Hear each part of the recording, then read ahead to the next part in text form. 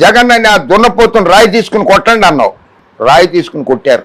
పాపం కణితి మీద తగిలింది. ఇంకొంచెం ఇటు కిందకి తగిలితే కన్ను పోయి ఉండేది జగన్మోహన్ రెడ్డికి. ఇక్కడ తగిలితే ప్రాణమే పోయి ఉండేది. నీలో మానవత్వం లేదు చంద్రబాబు. కనీసం సింపతికి జగన్మోహన్ రెడ్డి దెబ్బ తగిలింది ఎలా ఉన్నామని చెప్పి అడిగావా? అది కూడా చేత కాదు. గాజు గ్లాసు తీసుకుని పొడి చేయండి అంటున్నావు.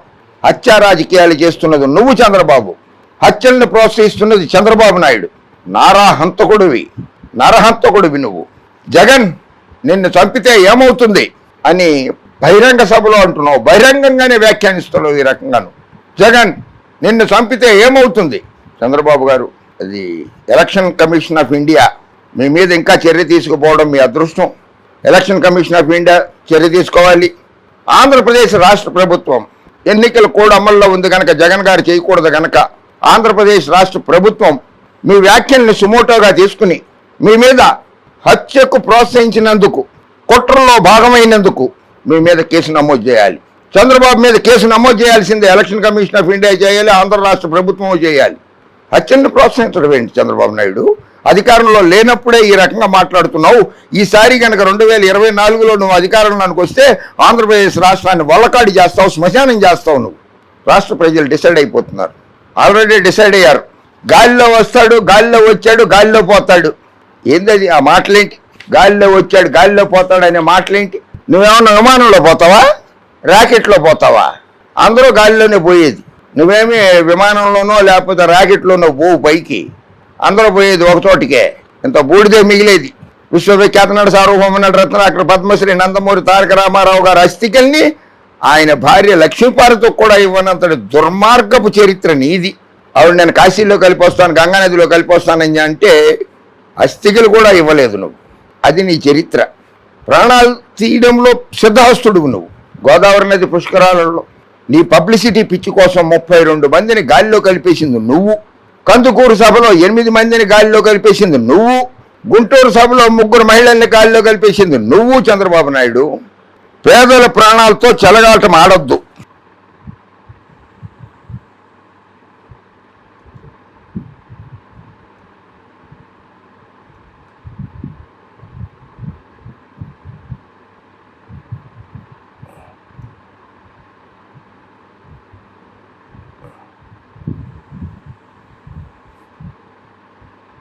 ఇంటి వద్ద పింఛన్లు ఇవ్వకుండా గత నెలలో 32 మంది పింఛన్దారులు ఏపీ ముఖ్యమంత్రి పొట్టను పెట్టుకున్నారని తెలుగుదేశం పార్టీ అధినేత చంద్రబాబు నాయుడు ధ్వజమెత్తారు.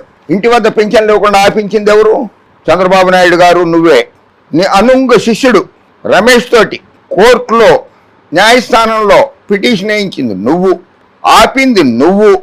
ఆ 32 మంది ప్రాణాలు గాలిలో కలిపింది నువ్వు, జగన్మోహన్ రెడ్డి కాదు. గత 5 ఏళ్లలో ఎప్పుడు జరగంది ఎన్నికల సమయంలో వాలంటీర్లను ఇంటికి వెళ్ళి డబ్బులు ఇవ్వకుండా, పింఛన్ ఇవ్వకుండా ఆపించింది చంద్రబాబు నాయుడు. నీ వల్లే వాళ్ళ ప్రాణాలు గాలిలో కలిసినాయి. జగన్మోహన్ రెడ్డి మీదకి నెట్టేస్తున్నావు. అది అధికారంలోకి రాగానే 4,000 రూపాయలు పెన్షన్ చేస్తాను, మీరందరూ నాకు ఓటేయండి అని అడుగుతున్నాడు. ఇది ఒక పచ్చాబద్ధం. ఇది పచ్చాబద్ధం.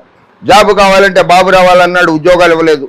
మేనిఫెస్టోలో 600 హామీలు పెట్టాడు, 60 కూడా చేయలేదు. ప్రజలారా నమ్మకండి. ఈ వ్యక్తిని చంద్రబాబు నాయుడు చెప్పేవన్నీ అబద్ధాలు, అసత్యాలే. జగన్ రాయలసీమ ద్రోహి. సీఎం జగన్ రాయలసీమ ద్రోహి అని సీఎంకు కేటాయించిన 102 సాగునీటి ప్రాజెక్టులను రద్దు చేశారని చంద్రబాబు మండిపడ్డారు. ఆర్డీఎస్కు 1955 కోట్లు ఇస్తే ఖర్చు పెట్టలేదని, వేతవది ప్రాజెక్టుకు 1942 కోట్లు ఇస్తే పంప్ హౌస్ కాలువ పనులను నిలిపివేశారని ధ్వజమెత్తారు. ఎవరు? నువ్వు కేటాయించావా? కేంద్ర ప్రభుత్వం కేటాయించిందా? 102 ప్రాజెక్టులు.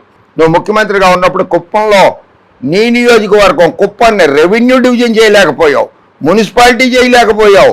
మంచినీళ్ళు, సాగునీరు, తాగునీరు నీ కుప్పం నియోజకవర్గంలో ఇవ్వలేనటువంటి దుర్మార్గమైనటువంటి రాజకీయ నాయకుడు నువ్వు చంద్రబాబు. జగన్మోహన్ రెడ్డి కాదు. నువ్వు అక్కడ ముఖ్యమంత్రిగా ఉన్నా కానీ నీ నియోజకవర్గాన్ని అభివృద్ధి చేసింది నువ్వు. అడిగి నువ్వు లేఖ రాస్తే రెవెన్యూ డివిజన్ చేయమని రెవెన్యూ డివిజన్ చేసింది కుప్పంలో, మున్సిపాలిటీ చేసింది జగన్మోహన్ రెడ్డి. ప్రతిపక్ష నాయకుడు నియోజకవర్గంలో కూడా చేసింది జగన్మోహన్ రెడ్డి. భారతదేశంలో ఎవరు అలా చేయరు, ఏ ముఖ్యమంత్రి చేయడు, కానీ జగన్మోహన్ రెడ్డి గారు చేశారు. అందుకు దండం పెట్టు జగన్మోహన్ రెడ్డికి, నీ నియోజకవర్గాన్ని అభివృద్ధి చేసినందుకు. జగన్మోహన్ రెడ్డికి విజన్ లేదు. ఆర్థికంగా ఎలా పైకి తీసుకురావాలో జగన్మోహన్ రెడ్డికి తెలియదు. ఆర్థికంగా పేద ప్రజల్ని, పేద బడుగు బలహీన దళిత మైనార్టీ ముస్లిం క్రిస్టియన్ కాపు కమ్మ రెడ్డి బ్రాహ్మణ వైశ్య క్షత్రియ వెలమ అన్ని కులాల వారిని ఆర్థికంగా పైకి తీసుకురావడం కోసమే కదా బటన్ నొక్కింది. డైరెక్ట్ బెనిఫిషియరీ ట్రాన్స్ఫర్ ద్వారా 4,60,000 కోట్ల రూపాయల్ని పేద ప్రజలకే ఇచ్చాడు కదా ఆయన. ఆర్థికంగా తీసుకురావడం కాదా? దాన్ని ఆర్థికంగా పైకి తీసుకొచ్చాడని అనడం కాదా? తెలీదా? ఎంఏ ఎకనామిక్స్ కదా మీరు చదివింది శ్రీ వెంకటేశ్వర యూనివర్సిటీలో. ఆ మాత్రం ఎకనామిక్స్ తెలీదా మీకు? ఊరికి అసత్యాల ప్రచారం.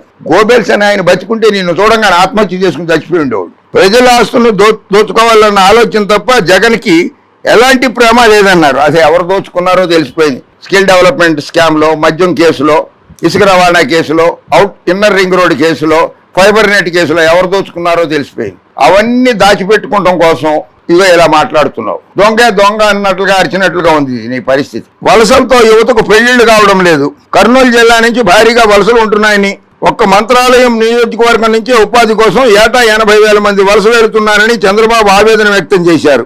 అరే రే రే రే రే ఒక్క మంత్రాలయం నియోజకవర్గం నుంచి 80,000 మంది వెళ్ళిపోయారంటే 5 ఏళ్లలో జగన్మోహన్ రెడ్డి గారు ముఖ్యమంత్రిగా ఉన్న 5 ఏళ్లలో 4,50,000 మంది వెళ్ళిపోయి ఉండాలి ఆ నియోజకవర్గం నుంచి, ఒక్క మంత్రాలయం నియోజకవర్గం నుంచి. మరి అక్కడ ఎందుకు వెళ్ళి ప్రచారం చేశావు? ఎవరు లేనప్పుడు, ఓటర్లు లేనప్పుడు ప్రచారానికి ఎందుకు వెళ్ళావు అక్కడికి? అందరూ వెళ్ళిపోయి ఉండాలి కదా. 4,05,000 ఇంటూ 80,000 తప్ప 4,50,000 మంది వెళ్ళిపోయారంటే ఓటరే ఉండకూడదు అక్కడ. అక్కడికి వెళ్ళి ప్రచారం చేసి శ్మశానంలో ప్రచారం చేశావా? లేదు, మంత్రాలయం నియోజకవర్గంలో ప్రజలు ఉన్నారు అక్కడ.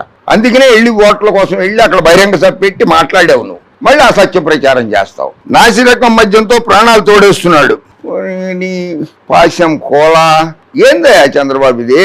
ఎప్పుడు మద్యం మద్యం మద్యం అంటావు. ఎవరన్నా వైద్యం వైద్యం వైద్యం అంటారు. వైద్య శాఖని మెరుగుపరుస్తామంటారు, హాస్పిటల్స్ మెరుగుపరుస్తామంటారు, అటువంటివి చెప్తారు. నువ్వెంతసేపు మద్యం మద్యం మద్యం అంటావు. తాగి మాట్లాడుతున్నావా చంద్రబాబు? తాగి మాట్లాడుతున్నావా? అసలు ఆ నాసిరకం మద్యం అనేది ఆంధ్రప్రదేశ్లో ప్రవేశపెట్టింది చంద్రబాబు నాయుడు, నువ్వే. హజ్ యాత్రకు వెళ్లే ఒక్కో ముస్లింకు ₹1,00,000 సాయం. హైదరాబాద్లో ముస్లింలు బాగున్నారంటే చంద్రబాబు నాయుడే కారణం అంట. కృష్ణా జిల్లా మచిలీపట్నం వెళ్లే దారిలో, విజయవాడ నుంచి మచిలీపట్నం వెళ్లే దారిలో మసీదును కూల్చింది చంద్రబాబు నాయుడు. హైదరాబాద్లో ముస్లింలను అభివృద్ధి చేశారు. The Nizam Nawab is the 5th richest person in the world. ఆ రోజుల్లోనే 1900 స్వాతంత్రం రాకముందు 1940 దశకము 50వ దశకంలోనే ఆయన 5th richest person in the world. ప్రపంచంలోనే అత్యంత ధనకుడు. నువ్వు అభివృద్ధి చేసిందేంటి? ఎంతసేపు హైదరాబాద్ని అభివృద్ధి చేశా, హైదరాబాద్ ముస్లింస్ని అభివృద్ధి చేశా. నువ్వు అభివృద్ధి చేసుకున్నావు. జూబ్లీ హిల్స్ లో ప్యాలెస్ కట్టుకున్నావు. నువ్వు 100 బాజాడు, 1000 నొక్కాడు. బటన్ నొక్కాను అంటూ బటన్ రెడ్డి పదే చెప్తున్నాడు. క్లాస్ వార్ అంటున్నాడు. ఏది క్లాస్ వార్? ఈ 5 ఏళ్లలో మీకు ఇచ్చింది ₹10, 100 బాధేశాడు, 1000 నొక్కేశాడు. 5 ఏళ్లలో ఇచ్చింది ₹10. ₹10 కంటే ఎక్కువ వచ్చిన వాళ్ళు అందరూ కూడా ఎవరెవరు లబ్ధిదారులు ఎవరైతే ఉన్నారో, చంద్రబాబు ఎద్దేవా చేస్తున్నటువంటి లబ్ధిదారులు ఎవరైతే ఉన్నారో, జగన్మోహన్ రెడ్డి గారి ద్వారా ఆర్థికంగా లబ్ధి పొందిన వారు ఎవరైతే ఉన్నారో, అమ్మ దీవెన కానీ, వసతి దీవెన కానీ, అమ్మ ఒడి కానీ, ఏదైనా సరే, ఏ పథకం వల్ల అయినా సరే, విద్యా దీవెన కానీ, ఏదైనా సరే, ఏ పథకం వల్ల అయినా సరే జగన్మోహన్ రెడ్డి గారితో లబ్ధి పొందిన వారు ఎవరున్నారో అందరూ కూడా చంద్రబాబు నాయుడు గారికి నువ్వు మనిషి పుట్టక పుట్టావా, ఇంకే పుట్టక పుట్టావని ఒక లేఖ రాయండి ఆయనకి. లక్షల కొద్ది లేఖలు రాయండి ఆయనకి. లేఖలు రాసేయండి. నువ్వు మనిషి పుట్టక పుట్టావా, ఇంకేం పుట్టక పుట్టావు అని. ఇన్ని అబద్ధాలు చెప్పడం ఏంటయ్యా చంద్రబాబు నాయుడు గారు? కరెంటు ఛార్జీలు 9 సార్లు పెంచాడు. పెట్రోల్ డీజిల్ ధరలు ఇష్టారీతిన పెంచేశాడు. నిత్యావసర సరుకుల ధరలు చుక్కలను తాగుతున్నాయి. చెత్తపై కూడా పన్నులు వేసిన చెత్త ముఖ్యమంత్రి అని దిగిపెట్టారు. చెత్తపై పన్ను వేసింది నువ్వు ముఖ్యమంత్రిగా ఉండగానే హైదరాబాద్ లో అది ప్రవేశపెట్టావు. తొలుత గ్రేటర్ హైదరాబాద్ మున్సిపల్ కార్పొరేషన్ లో ప్రవేశపెట్టిందే నువ్వు. చెత్త మీద పన్ను వేయడం అనేది. చెత్త మీద పన్ను కాదు అది వేసేది. చెత్తని ఇంట్లో నుంచి తీసుకువెళ్లే కార్మికులకి భత్యం కింద ఇస్తున్నాం. ప్రతి ఇంటి వారు ఇస్తున్నారు, నేను కూడా ఇస్తున్నా. దాన్ని పన్ను అనరు, దాన్ని పన్ను అని అనరు. మన ఇంట్లో ఉన్న తడి చెత్త పొడి చెత్తను వేరు చేసి 2 డబ్బాలలో పెట్టి 2 డబ్బాలు ఇస్తే ఆ మున్సిపల్ కార్మికుడికి, ఆ మున్సిపల్ కార్మికుడు తీసుకెళ్తున్నాడు కనుక అతనికి భత్యం కింద 50, 100, కార్పొరేషన్లో 100, మున్సిపాలిటీల్లో ₹50 చొప్పున ఇస్తున్నారు.